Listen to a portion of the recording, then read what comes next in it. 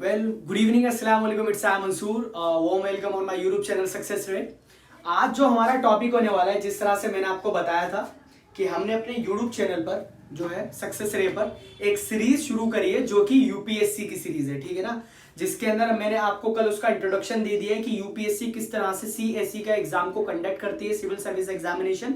और मैंने आपको कल ही बता दिए थे कि आज जो है हम जो है सिविक्स का फर्स्ट चैप्टर शुरू करने वाले हैं, अंडरस्टैंडिंग डायवर्सिटी, ठीक है ना। ये सिविक्स का फर्स्ट चैप्टर है 6th क्लास का, ठीक है ना। आज से हमने पॉलिटी की जो है वो सीरीज को शुरू कर दिया है, जिसके अंदर डायवर्सिटी को हम समझने वाले हैं। डायवर्सिटी क्यों, मतलब डायवर्सिटी है क्या। तो आई होप कि ये वीडियो जो है वो उन सारे स्टूडेंट के लिए बहुत ही ज्यादा महत्वपूर्ण होने वाली है जो कि सारे स्टूडेंट्स आईएएस की तैयारी कर रहे हैं, ठीक है ना। देखिए, मैं पूरी कोशिश करूंगा कि वो सारे क्वेश्चंस आपको दिए जाएं जो कि आपके प्रीलिम्स के अंदर पूछे जा सकते हैं। अब मैं आपको ये भी बताऊंगा कि हमें पढ़ने की अब जरूरत क्यों पड़ रही है, ठीक है ना। तो पहला क्वेश्चन हमारे दिमाग में ये उठता है कि why do we need to study it today। आज हमें इसको पढ़ने की जरूरत क्यों पड़ रही है, मतलब डायवर्सिटी को 6th क्लास का स्टूडेंट, मतलब आप आईएएस की तैयारी कर रहे हो, आप सोचो यार 6th क्लास की एनसीईआरटी कौन पढ़ेगा यार। लेकिन आपको मैं बता दूं कि ये बहुत ही ज्यादा, मतलब अगर आपको पॉलिटिकल साइंस के अंदर अपना जो है ग्राउंड अच्छा बनाना है तो आपको 6th क्लास की बुक तो आपको पढ़नी ही पड़ेगी। क्योंकि देखो, कमाल की बात मैं आपको बता दूं ये है कि अगर आपको अंडरस्टैंडिंग चाहिए, ठीक है ना, अंडरस्टैंडिंग के साथ आपको जो है अपने जो चैप्टर की समझ चाहिए कि चैप्टर एक्चुअल में कहना क्या चाह रहा है। क्योंकि आपको डायवर्सिटी 6 के अंदर, 7 के अंदर, 8 के अंदर, 9 के अंदर, 10 के अंदर, ये कहीं ना कहीं आपको कहीं ना कहीं डायवर्सिटी का जिक्र मिलेगा, ठीक है ना। तो आप अगर आगे की बुक्स उठाओगे तो शायद इतने अच्छे तरीके से आप उसको नहीं समझ पाओगे। लेकिन अगर आपने शुरू के अंदर इसकी बेस बना ली तो आपको आगे जाके कोई प्रॉब्लम नहीं होने वाली। तो बिना पकाए अपनी वीडियो को स्टार्ट करते हैं। Let's get start our video. तो चैप्टर क्या है हमारा, understanding diversity. Why do we need to study it today. आज हमें डायवर्सिटी को पढ़ने की क्या जरूरत पड़ रही है, ठीक है ना, इसको क्या क्यों पढ़ना चाहिए हमें। तो सबसे पहले मैं आपको बता दूं, ये जो डायवर्सिटी है हमारे, डायवर्सिटी, ये डायवर्सिटी को हिंदी में विविधता बोलते हैं, विविधता, ठीक है ना। मतलब फॉर एग्जाम्पल मैं अगर बात करूं कि भारत के अंदर, भारत को कहा जाता है India is a vast diversity country. India is a vast diversity country, मतलब भारत को एक विशाल विविधता वाला देश कहा जाता है। क्योंकि भारत के अंदर अनेक प्रकार के धर्म, ठीक है, और यहाँ पर तरह तरह की कास्ट है, रिलीजियस है, ठीक है ना। लोग यहाँ पर हर 5, 6, 7, 8, 10 किलोमीटर बाद लोगों की भाषाएं चेंज हो जाती हैं, लोगों का रहन सहन चेंज हो जाता है, लोगों का कस्टम अलग है, ट्रेडिशनल अलग है, रिचुअल अलग है सबके, और जो है अलग अलग तरीके से लोग रहते हैं, ठीक है ना। यहाँ तक कि लोगों के काम धंधे भी अलग है। अगर मैं बात करूं तो भाई मेरे घर के बराबर में कोई अगर हिंदू भाई है, ठीक है ना, तो वो हिंदू और मैं मुस्लिम है, तो ये तो डायवर्सिटी है, ठीक है ना। अगर मैं बात करूं मेरे बराबर में कोई खान है, ठीक है ना, और मैं सिद्दीकी हूं, तो मेरे बराबर में जो है वो क्या है, ये डायवर्सिटी तो है जो कास्ट को दिखा रही है। कास्ट डायवर्सिटी को दिखाता है, जेंडर डायवर्सिटी को दिखाता है, रिलीजियस डायवर्सिटी को दिखाता है। मतलब all these things refers to the diversity, मतलब सारी चीजें जो है वो डायवर्सिटी को दिखाती है। अब मैं आपको कमाल की बात बता दूं कि डायवर्सिटी वर्ड जो है ये हमारे कॉन्स्टिट्यूशन के अंदर यूज हुआ है। कॉन्स्टिट्यूशन के प्रियम्बल के अंदर यूज हुआ है। किसके अंदर, प्रियम्बल के अंदर। अगर आप पूछने लगो कि सर जी प्रियम्बल क्या होता है, देखो मैं आपको क्या बता रहा हूं कि मैं आपको बेसिक से पढ़ाता हुआ चल रहा हूं ताकि आपको बेसिक की अंडरस्टैंडिंग हो जाए। अगर आपको बेसिक की अंडरस्टैंडिंग हो गई दैट मींस आपको आगे कुछ भी समझने में दिक्कत नहीं होगी, ठीक है ना। हमने नया नया शुरू करा है, तो आई होप कि ये वीडियो ज्यादा से ज्यादा आप लाइक करोगे ताकि ज्यादा से ज्यादा लोगों तक ये वीडियो पहुंच सके, ठीक है ना। अब मैं बता रहा हूं आपको कॉन्स्टिट्यूशन के प्रियम्बल के अंदर डायवर्सिटी जो है वो यूज करा गया है। प्रियम्बल क्या होता है, प्रियम्बल कुछ नहीं होता बल्कि अ पीस ऑफ राइटिंग, और अ पीस ऑफ स्पीच, ठीक है ना। मतलब अ पीस ऑफ राइटिंग और अ पीस ऑफ स्पीच को जो है प्रियम्बल कहा जाएगा। अब आप ये मत कहना कि आपने बुक का कोई भी पेज फाड़ा और आप उसको कहोगे कि प्रियम्बल है, ऐसा कुछ नहीं है। प्रियम्बल किसको कहा जाता है, जैसे कि फॉर एग्जाम्पल आप जब पूरा किसी चीज का सार एक पेज में लिख के बता देते हो तो उसको क्या कहा जाता है, प्रियम्बल। जैसे कि फॉर एग्जाम्पल हमारे भारत, आप एनसीईआरटी कोई भी बुक उठाओ, और एनसीईआरटी के फर्स्ट पेज पर, सेकंड पेज पर आप देखोगे कि वहां पर प्रियम्बल लिखा हुआ है इंडियन कॉन्स्टिट्यूशन का, ठीक है ना।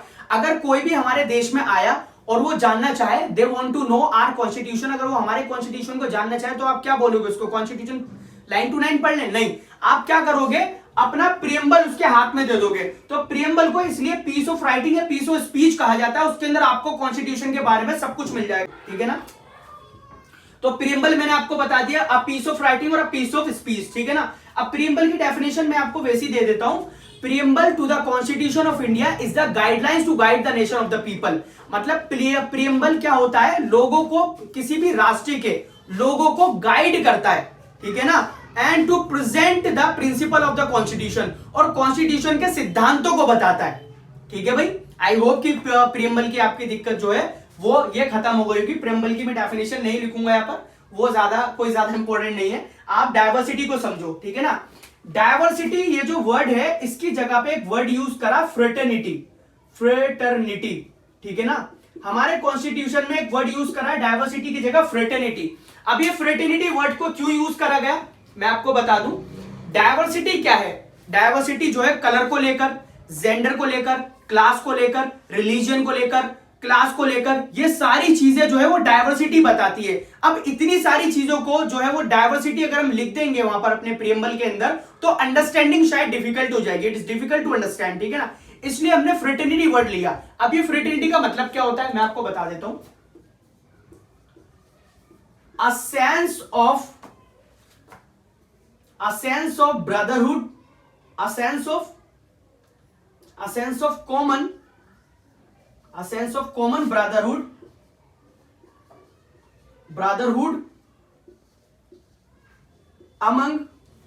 among all the people, all the citizens of India। क्या पता लग रहा है जी आपको, एक ऐसी समझ, एक ऐसे भाईचारे की कॉमन समझ, मतलब ऐसी समझ जो कि सारे भारतीयों के बीच में होगी, ठीक है ना, सारी भारतीयों के बीच में होगी। अब एक बात अपने दिमाग में बिल्कुल रख लेना कि ये जो डायवर्सिटी वर्ड आता है ना, ये पॉजिटिव वर्ड है। कैसा वर्ड है बच्चों, पॉजिटिव। आप ये मत देखना कि इतनी विविधता है उसके अंदर हम एक दूसरे को टॉलरेट कर रहे हैं, हम एक दूसरे को बर्दाश्त नहीं कर रहे। अगर मेरे साथ कोई मेरा दोस्त है, हिंदू भाई है, तो मैं उसको ये नहीं बोलूंगा कि मैं उसको बर्दाश्त कर रहा हूं, बल्कि क्या है, ये हमारी डायवर्सिटी, ये हमारे एक फीचर है कि इतनी सारी विविधता होने के बाद भी हम सारे एक साथ रहते हैं। किसी का जेंडर अलग है, अगर कोई लड़की है और वो मेरे साथ है, जैसे वो भी कोई आईएएस की तैयारी कर रही है, तो मैं बोलूँ यार लड़की आईएएस की तैयारी कर रही है, तो मैं क्यों उसको टॉलरेट, मैं उसको टॉलरेट थोड़ी ना कर रहा हूं, बल्कि मैं उसको प्रोत्साहन दे रहा हूं, उसकी इज्जत कर रहा हूं, ठीक है, उसका सम्मान करना मेरी ड्यूटी है, ठीक है ना। तो ये सारी चीजें, डायवर्सिटी हमारा पॉजिटिविटी को दिखाता है, किसको दिखाता है, पॉजिटिविटी। और डायवर्सिटी के बिहाफ पे एक वर्ड यूज करा है हमारे प्रियम्बल के अंदर, जिसको क्या कहा गया है, फ्रेटर्निटी, ठीक है बच्चों। आप डायवर्सिटी की जब भी बात करोगे तो आप फ्रेटर्निटी वर्ड जो है वो हमारे प्रियम्बल के अंदर यूज करा गया है। अब फ्रेटर्निटी का मतलब क्या है, अ sense of common brotherhood among all the citizen of India, मतलब सभी इंडियन सिटीजन के बीच में जो है भाईचारे की समझ, एक भाईचारे की भावना को पैदा करता है ये वर्ड, ठीक है ना, फ्रेटर्निटी। तो फ्रेटर्निटी को समझना ज्यादा डिफिकल्ट नहीं है। अब मैं आपको बता दूं, अगर कोई बच्चा 6 क्लास के अंदर हो, ये सोचे कि हम इसको देख लें, तो आपके लिए नहीं है। ये जो चैप्टर है पर्टिकुलर यूपीएससी के बंदों के लिए है जो कि आईएएस की तैयारी कर रहे हैं। आपके शायद समझ में नहीं आएगा क्योंकि इसके अंदर वास्ट एक्सप्लेनेशन है जो कि आपके पल्ले नहीं पड़ेगी। लेकिन अगर आप फिर भी देखना चाहते हो तो I don't have any problem, you can watch my videos, यानी आप इनको देख सकते हो, मुझे कोई दिक्कत नहीं है। तो नबील भाई जूम करके दिखा दें। अब हम फ्रेटर्निटी की बात आगे करने वाले हैं। बच्चों हाथ क्या, नोटबुक ले लेना, उसको उतारते हुए चलना ताकि आपको आगे प्रॉब्लम ना हो, ठीक है ना। बोर्ड काफी छोटा, हमारे पास इतना जो स्पेस नहीं है कि हम सारी चीजों को एक ही बोर्ड पे लिख दें, ठीक है भाई। रेस करते हैं, फ्रेटर्निटी की बात करते हैं हम।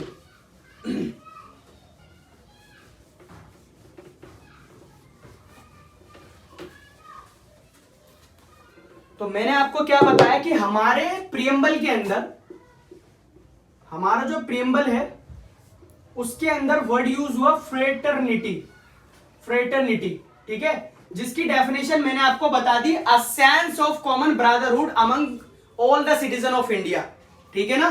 तो ये फ्रेटर्निटी का मतलब है। अब फ्रेटर्निटी हमें इंश्योर करती है, फ्रेटर्निटी विल इंश्योर अस, हमें आश्वासन दिलाती है क्या,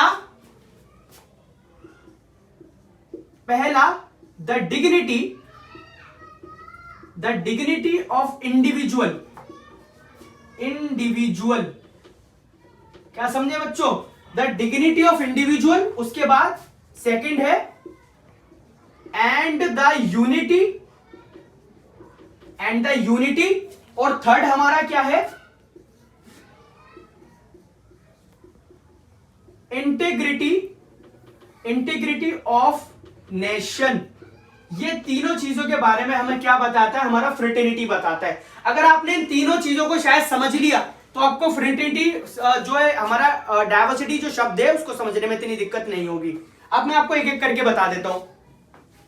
द डिग्निटी, डिग्निटी का मतलब है, मतलब सम्मान, ठीक है, क्या मतलब, सम्मान, मतलब, और ये हमारा जो इंडिविजुअल है इसका मतलब है व्यक्तिगत, ठीक है, व्यक्तिगत, मतलब हमें प्रत्येक रूप से हर किसी का सम्मान करना है, चाहे वो हिंदू धर्म का हो, चाहे वो सिख धर्म का हो, चाहे वो पारसी हो, चाहे वो ईसाई हो, मतलब कोई भी हो, सारे धर्म एक साथ रहते हैं भारत के अंदर, और इसी सारे धर्म को एक साथ रहने के लिए हमारा एक वर्ड लेकर के आता है वो डाइवर्सिटी से, और उस वर्ड को हम कहते हैं सेकुलरिज्म, सेकुलरिज्म, क्या कहते हैं उसको, सेकुलरिज्म। मतलब हमारा डाइवर्सिटी से एक और वर्ड निकला जिसको क्या कहा जाता है, सेकुलरिज्म। अब मैं सेकुलरिज्म पे अभी आऊंगा, पहले मैं आपको ऊपर बता देता हूं। हमारा जो फ्रेटर्निटी है वो हमें इंश्योर करता है, हमें आश्वासन दिलाता है, दिलासा देता है, मतलब इस चीज को लेकर कि क्या करना है, डिग्निटी ऑफ इंडिविजुअल, मतलब व्यक्तिगत रूप से सबकी हमें क्या करना है, सबका सम्मान करना है। अगर कोई फिजिकल चैलेंज है, अगर किसी की टांग खराब है तो क्या करेंगे, हम उसके साथ भेदभाव करेंगे, उसके साथ डिस्क्रिमिनेट करेंगे। अगर कोई लड़की है तो हम उसके साथ डिस्क्रिमिनेट करेंगे। अगर कोई दूसरी जाति का है, नीची जाति का है, तो हम उसके साथ डिस्क्रिमिनेट करेंगे नहीं। We have to respect each and every person, it doesn't matter कि वो कौन सी कास्ट को, कौन से रिलीजियस को बिलोंग करता है, ठीक है ना। दूसरा word and unity and integrity. अब ये इंटीग्रिटी का मतलब है अखंडता, क्या, राष्ट्रीय अखंडता। अब इस वर्ड को कैसे समझना है आपको, यूनिटी का मतलब है भारत के अंदर अलग अलग धर्म है, अलग अलग लोग रहते हैं, अलग अलग भाषाएं बोलते हैं, अलग अलग खान पान है, अलग अलग उनके त्योहार हैं, अलग अलग उनका रहन सहन है, लेकिन उसके बाद भी हमारे अंदर यूनिटी पाई जाती है, और इसी को जो है वो एकता का नाम दिया गया है, ठीक है ना। वही इंटीग्रिटी, अखंडता को बताने के लिए यह कहा गया है कि अखंडता का मतलब भारत के अंदर इस टाइम में 28 राज्य हैं और 8 केंद्र शासित प्रदेश हैं, मतलब 28 स्टेट्स हैं और 8 हमारे कितने हैं, टेरिटरी हैं। उसके बाद भी हमारा भारत इतने ज्यादा जो है, मतलब इतने टुकड़ों में एक तरीके से बटा हुआ है, उसके बाद भी हमारे अंदर एकता पाई जाती है। अब मैं आपको बता दूं, अखंड भारत का निर्माण जो किया है वो किसने किया था, अखंड भारत का निर्माण किया था सरदार वल्लभ भाई पटेल ने। जिस वक्त हमारा देश आजाद हुआ उस वक्त हमारे देश के अंदर 565 देसी रियासतें थी, मतलब हमारा देश 565 देसी रियासतों के अंदर बटा हुआ था। उन सबको एक करने का जो सारा श्रेय जाता है, सारा क्रेडिट जाता है, वो जाता है सरदार वल्लभ भाई पटेल को, ठीक है ना। तो हमारे अखंड भारत का निर्माण जो कराया वो कराया सरदार वल्लभ भाई पटेल जी ने, ठीक है ना। तो यहां पर इंटीग्रिटी का मतलब है कि हमारा देश जो है वो 28 स्टेट्स के अंदर और 8 टेरिटरी के अंदर है, उसके बाद भी हमारे अंदर कितनी एकता है, हम अपने देश को बनाए हुए हैं, ठीक है ना। 28 स्टेट के अंदर सबका रहन सहन अलग है, लोगों के जो अपने अपने धर्म अलग हैं, लोग अलग अलग तरीके से कमाते हैं, अलग अलग तरीके से उनका व्यवसाय है, उसके बाद भी हमारे अंदर डाइवर्सिटी होने के बाद भी हमारे अंदर क्या है, एकता है, ठीक है ना। तो ये हमारा फ्रेटर्निटी था। अब हम चलते हैं सेकुलरिज्म की तरफ। सेकुलरिज्म का मतलब क्या है, सेकुलरिज्म का मतलब कुछ नहीं है बल्कि है that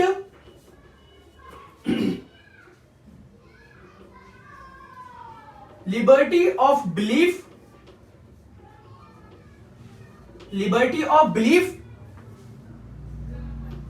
and faith and worship।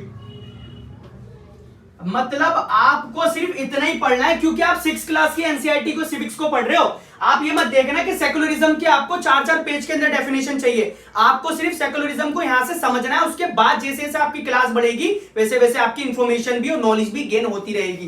तो सेकुलरिज्म का मतलब क्या है, द लिबर्टी ऑफ बिलीफ। अब ये बिलीफ, लिबर्टी होती है आजादी, बिलीफ का मतलब क्या होता है, बिलीफ का मतलब होता है आप feeling that somebody or something is true। मतलब ये एक ऐसी भावना है कि जिसके अंदर आप समझते हो कि कोई चीज या कोई जना सच है, ठीक है ना।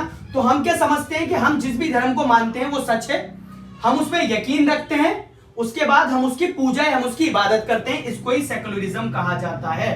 ठीक है, समझ गए जी बच्चा लोग। तो ये हमारा सेकुलरिज्म का मतलब क्या है, भारत एक सेकुलरिज्म कंट्री है, धर्मनिरपेक्ष राज्य है, जिसके अंदर सभी धर्म, all the religious are living get together peacefully and they understand each other, और हम एक दूसरे को समझते हैं। ठीक है ना, यही हमारा सेकुलरिज्म कहलाता है। अगर मैं बात करूं तो सबसे पहले मैंने डायवर्सिटी की बात करी।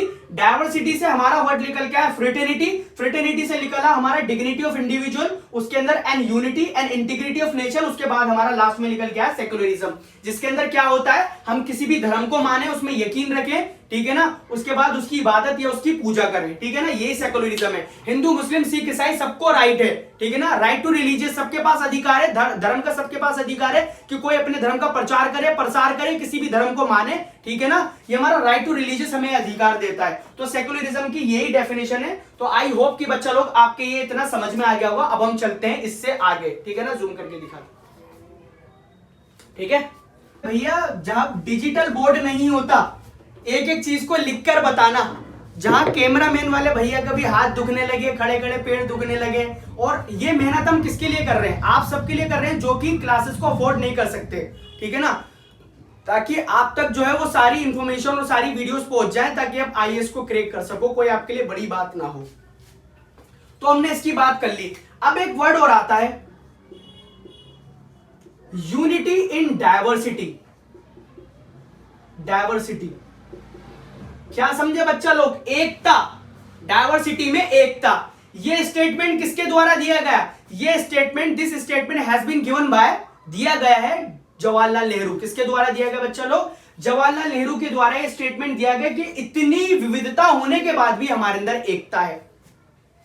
समझ रहे हैं आप मेरी बात, इतनी विविधता होने के बाद भी हमारे अंदर एकता है, ये बहुत ही कमाल की बात है। अब ये यूनिटी इन डायवर्सिटी मतलब आप देखते हो धर्म को लेकर, जाति को लेकर, भाषाओं को लेकर इतनी सारी जो है विविधता है, उसके बाद भी एकता तो है ना। तो ये स्टेटमेंट जो है जवाहरलाल नेहरू के द्वारा दिया गया है। ये बहुत ही अच्छे अच्छे क्वेश्चन आपके रेज हो रहे हैं, ठीक है ना। अब मैं बात करूं, diversity reminds us a fundamental duty, a fundamental duty मतलब हमें जो है वो डायवर्सिटी क्या, एक फंडामेंटल ड्यूटी को याद दिलाता है। डायवर्सिटी हमें फंडामेंटल ड्यूटी को याद दिलाता है। और वो फंडामेंटल ड्यूटी कौन सी है, क्या आपको पता है फंडामेंटल ड्यूटी कौन सी है, वो है आर्टिकल 51A E। वो ड्यूटी क्या है, ई, ठीक है ना। ये हमारा हमें डायवर्सिटी याद दिलाता है। अब ये क्या है वो मैं लिख के आपको बता देता हूं। सॉरी,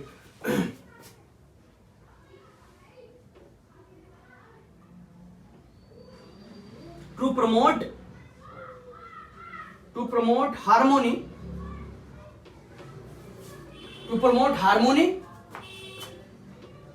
and the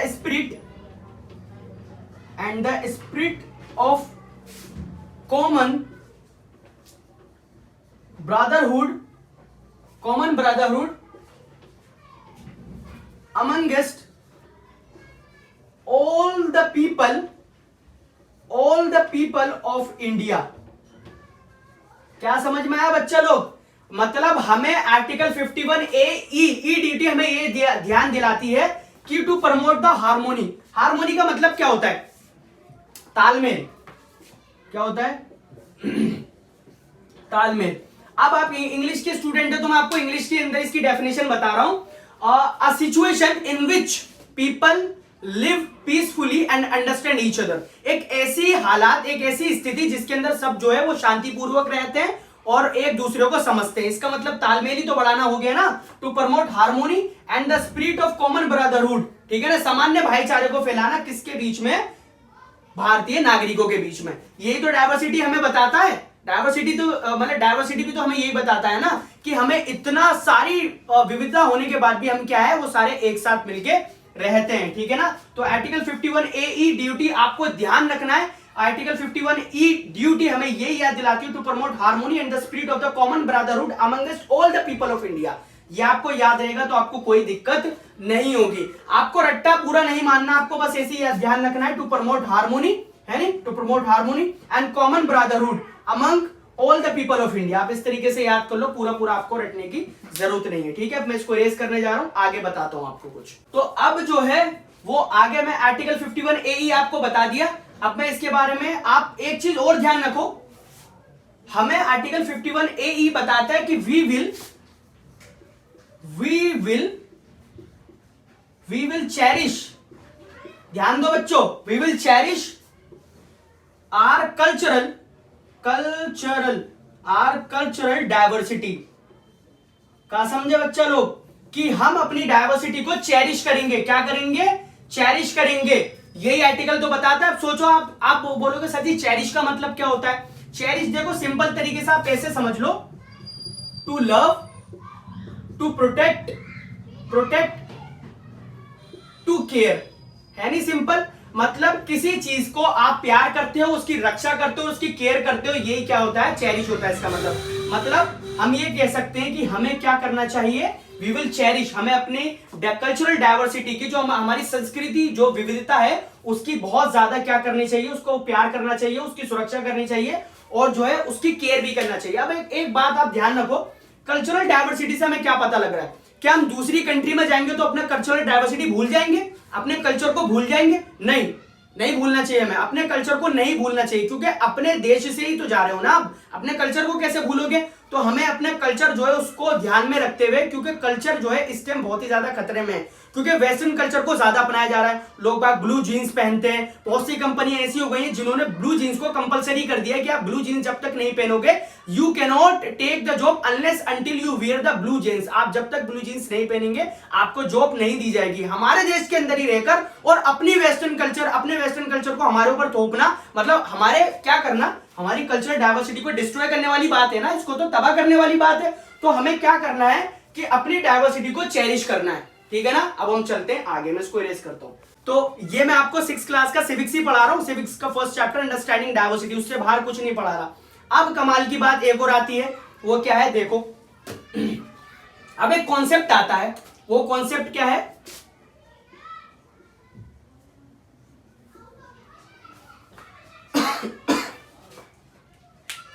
तबीयत बिल्कुल भी ठीक नहीं है, सर में बहुत खतरनाक दर्द है, इवन फिर भी मैं वीडियो बना रहा हूं, ठीक है ना। तो आई होप कि वीडियो ज्यादा से ज्यादा आप लाइक करेंगे, ठीक है ना। और मैंने आपसे कल वादा करा था कि मैं आपके लिए वीडियो जरूर बनाऊंगा, ठीक है।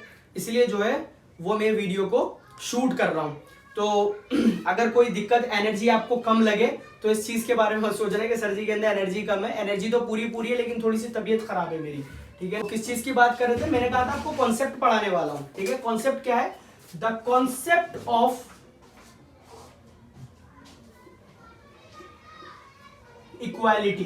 क्या बच्चों? The concept of equality of status and equal opportunity. अब आप इसको ध्यान से समझना, क्योंकि यहां से हमें दो चीजें याद होंगी। एक तो इक्वालिटी, देखो इक्वालिटी वर्ड भी हमारे प्रीएम्बल के अंदर है। एक तो आपको समानता की जो परिभाषा पता लग जाएगी, और इन इक्वालिटी की भी आपको परिभाषा पता लग जाएगी। असमानता किस तरीके से होती है, हमारे भारत के अंदर असमानताएं तो आज भी देखी जाती हैं। लड़कियों लड़के में जमीन आसमान का अंतर माना जाता है कि सारे काम लड़के कर सकते हैं, लड़कियां कोई काम नहीं कर सकती। क्या IAS IPS लड़कियां नहीं बननी भाई? किस क्षेत्र में लड़कियां नहीं है? एजुकेशनल हर फील्ड के अंदर आपको लड़की मिलेंगी, बात शर्त यह है कि आपको उनको थोड़ा सा सपोर्ट करना है। आपकी सपोर्ट की वजह से वो पीछे रह जाती है, वरना वो किसी से कम नहीं है, ठीक है ना। तो हमें क्या करना है? The concept of equality of status and equal opportunity.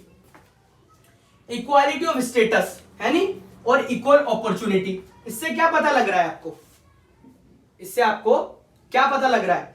इससे देखो कमाल की बात ये पता लग रही है हमें कि इक्वालिटी की डेफिनेशन मैं आपको बता दूं पहले, इससे पहले देखो क्या है।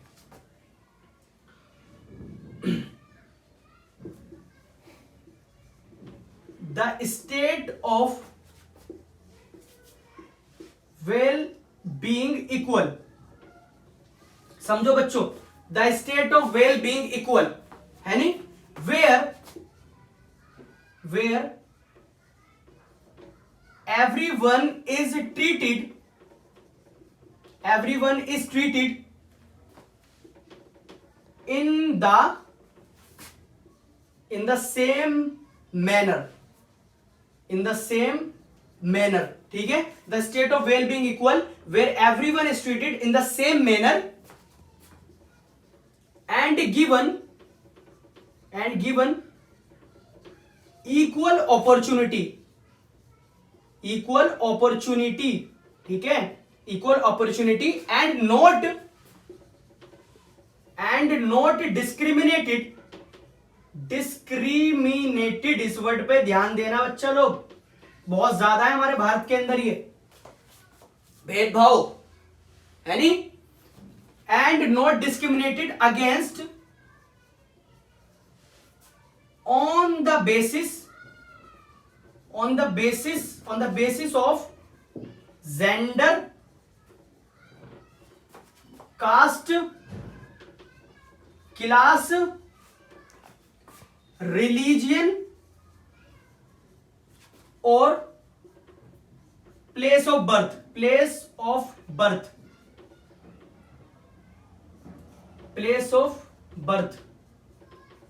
देखो बच्चों, मैं इनको अंडरलाइन कर देता हूं ताकि आपको ध्यान से समझ में आ जाए। एक तो जेंडर था, कास्ट था, क्लास था, उसके बाद रिलीजन था और प्लेस ऑफ बर्थ था। जूम करके दिखा देना नबील भाई।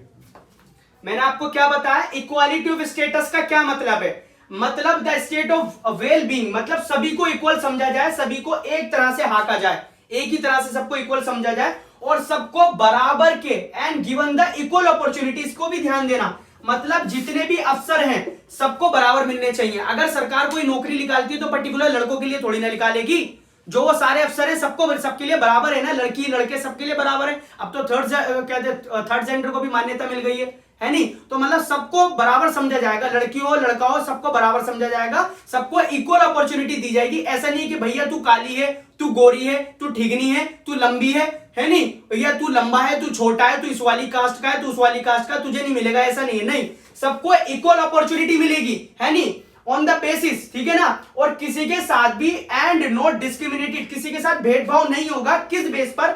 जेंडर के बेस पर, क्लास की बेस पर, कास्ट की बेस पर और रिलीजन की बेस पर और प्लेस ऑफ बर्थ की बेस पर, मतलब इन सब के आधार पर किसी के साथ भेदभाव नहीं होगा। अब ये आपको कॉन्सेप्ट समझ में आ गया होगा, equality of status and equal opportunity, सबको बराबर की जो है अफसर मिलने चाहिए और सबको इक्वल समझना चाहिए। अब इन इक्वालिटी की डेफिनेशन कैसे निकालोगे?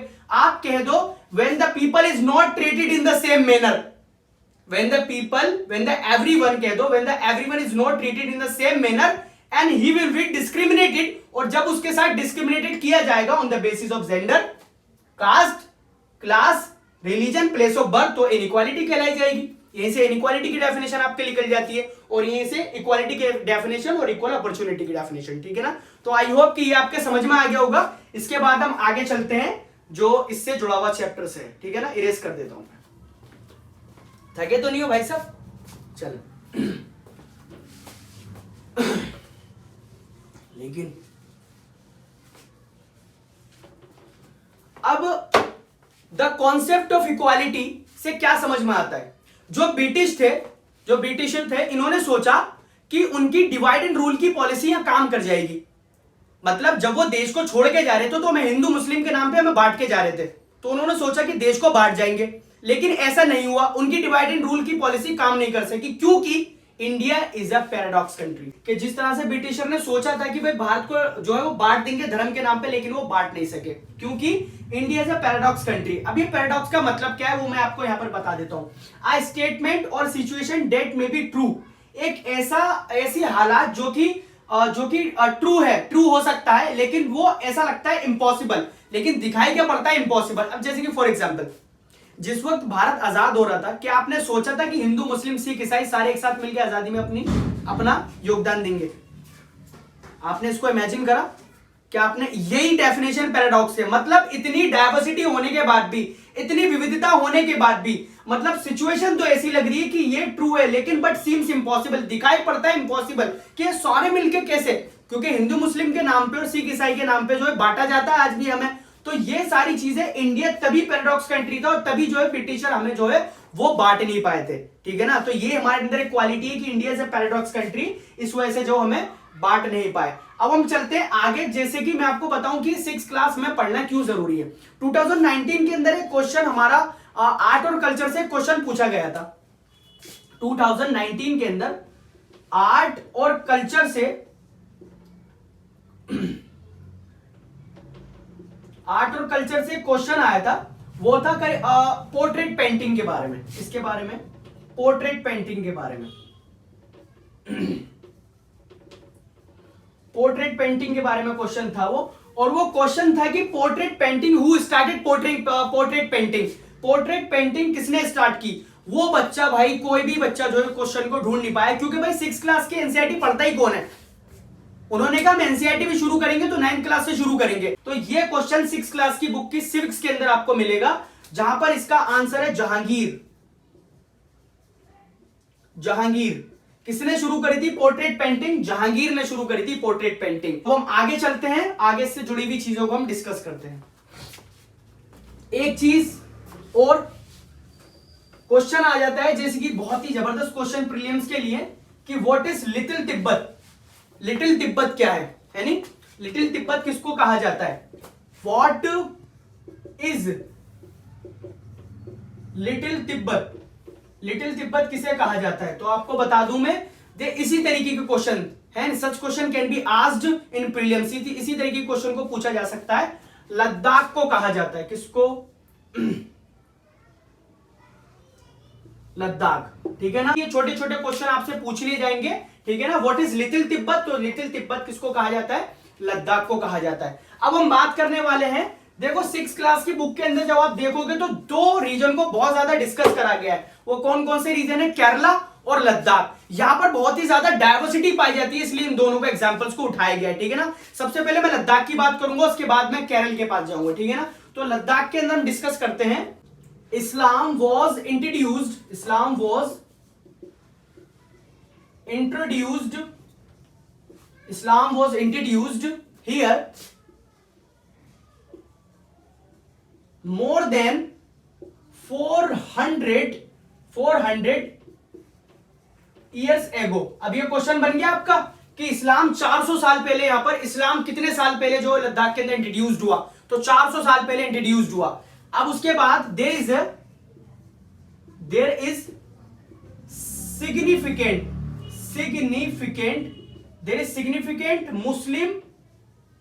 मुस्लिम पॉपुलेशन हियर। यहां पर जो है वो सिग्निफिकेंट मुस्लिम पॉपुलेशन है, ठीक है।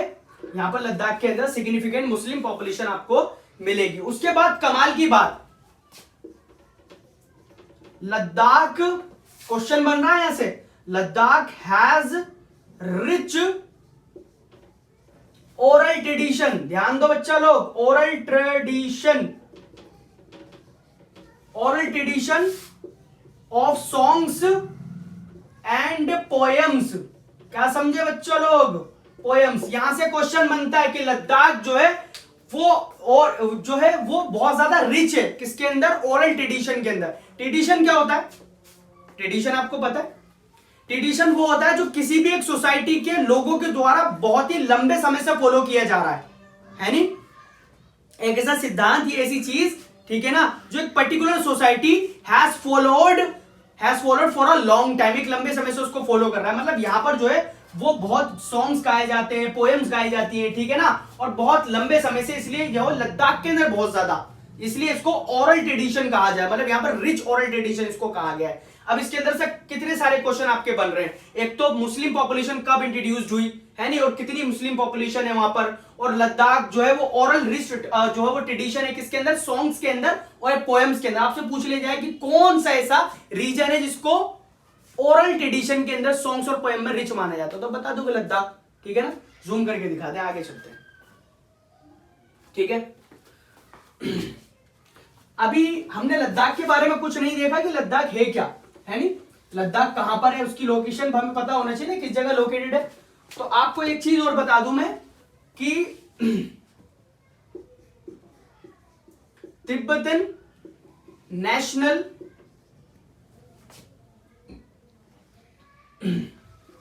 नेशनल इपिक जो सॉन्ग्स गाया जाता है, उसको यहां पर एक पॉपुलर सॉन्ग है, तिब्बतन नेशनल एपिक, जिसको द केसर सागा के नाम से जाना जाता है, the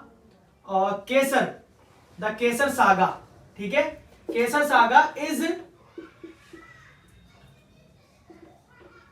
performed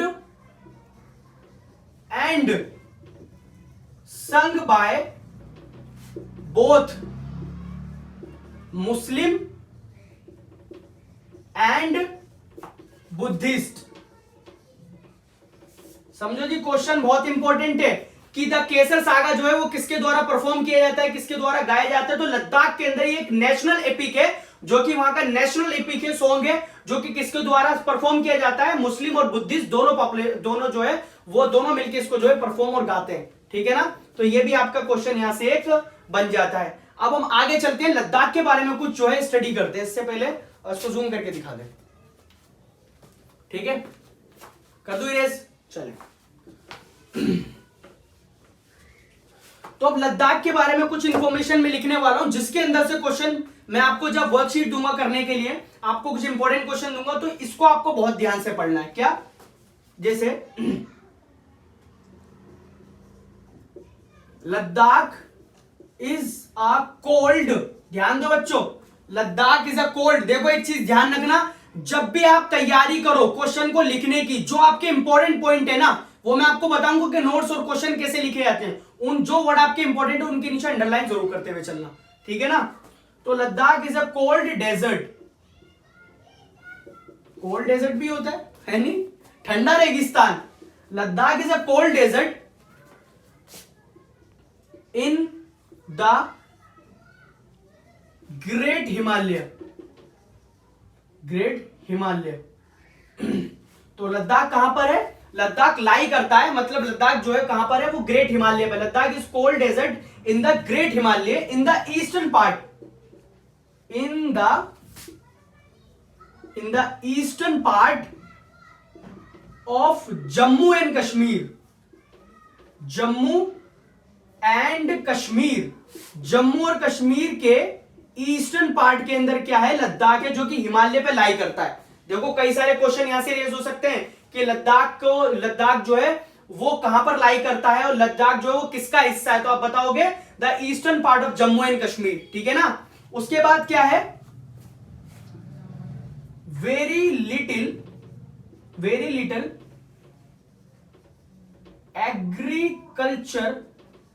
agriculture is possible here, मतलब यहां पर खेती बाड़ी बहुत ज्यादा कम होती है। उसका रीजन क्या है? Because it does not receive any rain, मतलब यहां बारिश नहीं होती, it does not receive any rain. उसके बाद एक क्वेश्चन और कि for drinking water,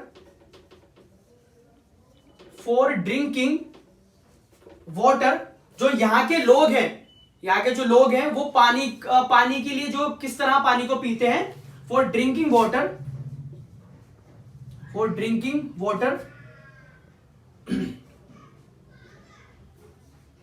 depend on melting snow. क्या समझे बच्चे लोग? मतलब वहां के जो लोग हैं वो पानी पीने के लिए किस पे डिपेंड होते हैं?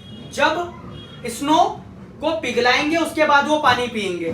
समझ रहे हैं आप मेरी बात? ये लद्दाख के बारे में पूरी इंफॉर्मेशन है। Ladakh is a cold desert in the great Himalaya in the eastern part of Jammu and Kashmir. Very little agriculture is possible here because it does not receive any rain and for drinking water depend on melting snow, ठीक है ना। तो it's all about Ladakh, ठीक है भाई, it's all about Ladakh. तो इसको zoom करके दिखा दे ताकि आगे चले, ठीक है। अब एक चीज और, इसको नोट डाउन करते हुए चलना बच्चों, ठीक है ना। नोट्स बाकी मैं डाल दूंगा इसके।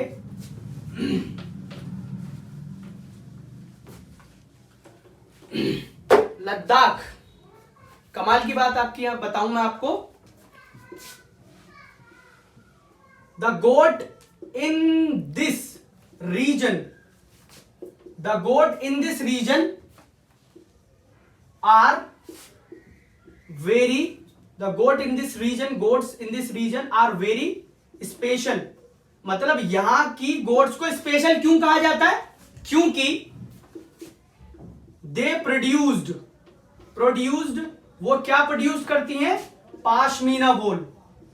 पाशमीना वूल मतलब ये ऐसी ऊन होती है जो बहुत ही ज्यादा एक्सपेंसिव होती है, ठीक है ना। मतलब the goats in this region are very special, they produce pashmina wool because it's very expensive, it is very expensive, ठीक है बच्चा लोग। तो इट इज वेरी एक्सपेंसिव, आप इजीली समझ सकते हो इसको कि इसके अंदर जो पाई जाती है वो इस रीजन के अंदर गोट्स पाई जाती है जो कि बहुत ही ज्यादा जो पाशमीना वूल को जो प्रोड्यूस करती है वो जो बहुत ज्यादा एक्सपेंसिव होती है, ठीक है। रेस कर दूं, आगे चलते हैं।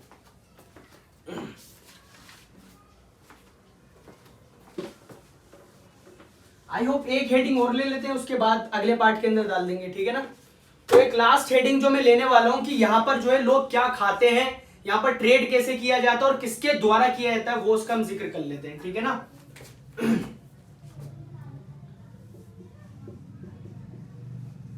द पीपल ईट मीट, यहां के लोग क्या खाते हैं? Meat. People eat meat and milk products.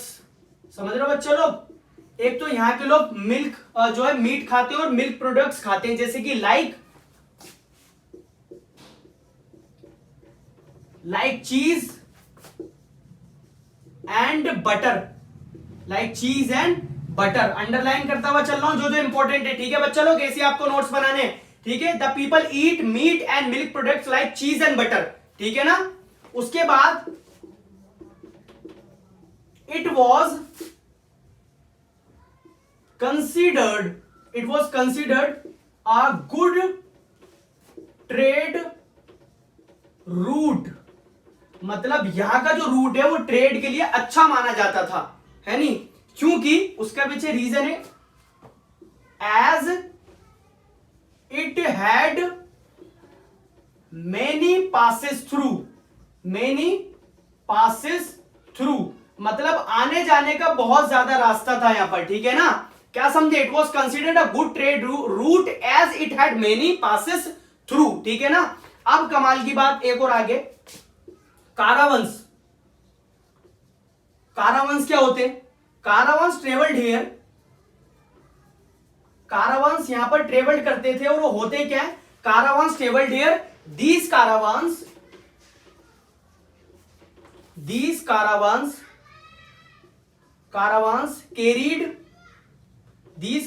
Carried, ये लेके क्या क्या जाते थे? व्यापार का सामान, वो लेके जाते थे आपका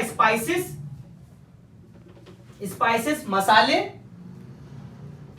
एंड रो मिल्क। अंडरलाइन करते हुए चलना बच्चों लोग, स्पाइसेस, रो मिल्क, ठीक है। और क्या था आपका? कारपेट्स, ठीक है। स्पाइसेस, रो मिल्क और आपका कारपेट्स, ठीक है ना। ये सारे कारावान जो है वो इनको एक जगह से दूसरी जगह लेके जाते थे।